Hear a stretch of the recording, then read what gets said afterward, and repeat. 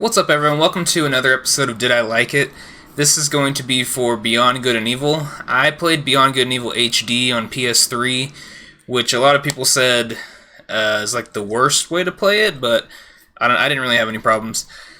But if you've never seen a Did I Like It, it is a mini review, and yeah, I do a tier system. The skull here. Wait, the skull here. I don't think you can see my mouse. Never mind. The skull right there at the bottom of the screen. That is the combat. The one next to it with SpongeBob, that is this game fun? The next one is genre. Does it do the genre justice? Like, is it a good platformer? If it's a platformer. The color splash thing is the graphics. Then you have music and story. So, Beyond Good and Evil is published by Ubisoft. Ubiquitous Software, that's short for.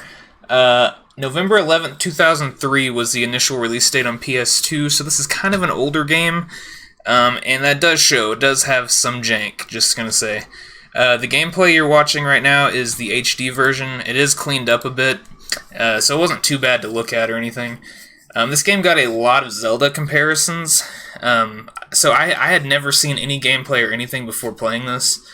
And but it got compared to Zelda a lot, and I'm obsessed with Zelda, so I've been wanting to play it for a long time. So I had my hopes very high for this game, and I was just like, oh heck yeah, it's like a dark Zelda game, you know.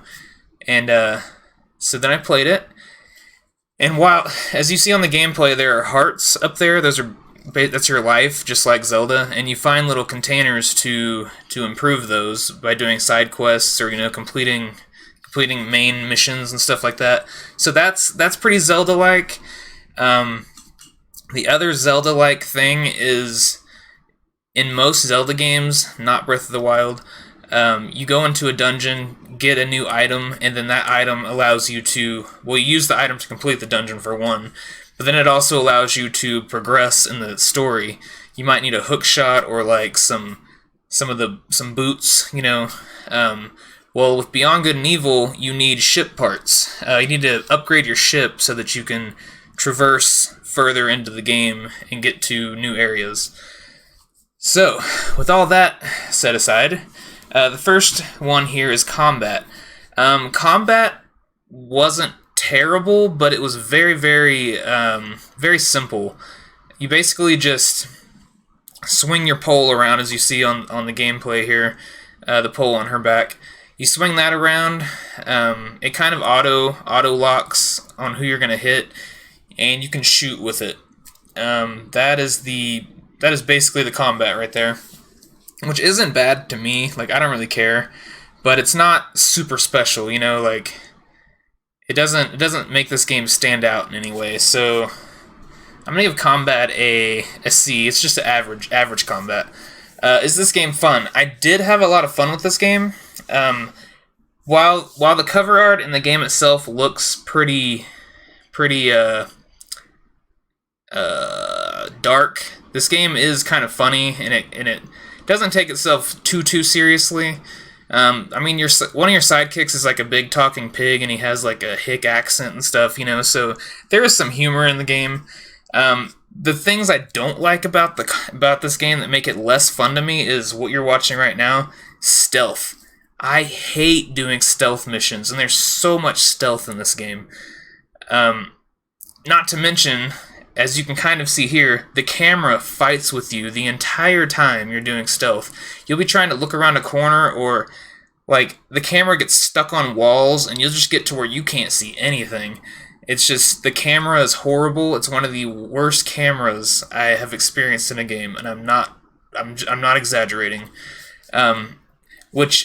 Which you can, like, that's something you can overlook in some instances, but when you're having to stealthily get around stuff like it's showing here, you need the camera to participate with you, so you can tell where guys are, you can tell if you can get here or there, and so yeah, I failed a lot of missions just because of the camera. Here's the second part that sucks: the load screens. These load screens are so long. That didn't look very long. I'm pretty sure it was edited. There are some long load screens in this game, but it is old, so there's that. I did record a full Let's Play of this game, but it's not up at the time of this recording. It might be up by the time you watch this, if you watch it later. So go look for that if you want. But I do think this game's fun, though. I do. So it's above average fun. I just wish that there was less stealth in it. I really hate stealth. I hate stealth missions. Being chased in games, which that happens in this game sometimes too, and stealth. Those two things I cannot stand. The genre. So the genre, is it genre or genre? Anyways, the genre of this game is action-adventure. I think it does it above average, at least. I think it does it above average.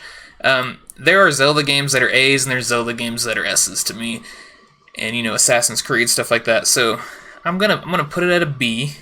The graphics, they're average. There's nothing special about them, but they're not horrible. I mean, the game looks decent for a PS2 era game, as you can see, but it's definitely shows some age every now and then. The music, it replays a lot of songs over and over again, I noticed. Like, every area doesn't have like its own unique... Ooh, I just hit my mic. Okay, it's still going. Whoa! Every area doesn't have its own unique tune, so... And don't blame me that I keep doing Zelda comparisons. This thing, it has its own... That's one of its own merits to its fans, is Zelda comparisons. So, when you're playing Zelda, you go to each new area, there is a banging tune in that game, you know? This game, it reuses the same ones over and over again. So, I'm going to do C. They are good tunes, but over and over again, come on. Another bad part about this game, hang on, let me make sure. I think I wrote it down on here.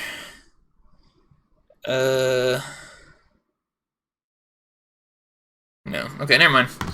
Anyways, the story. The story is pretty good. I did enjoy the story. It had some twists and stuff that you're not really expecting.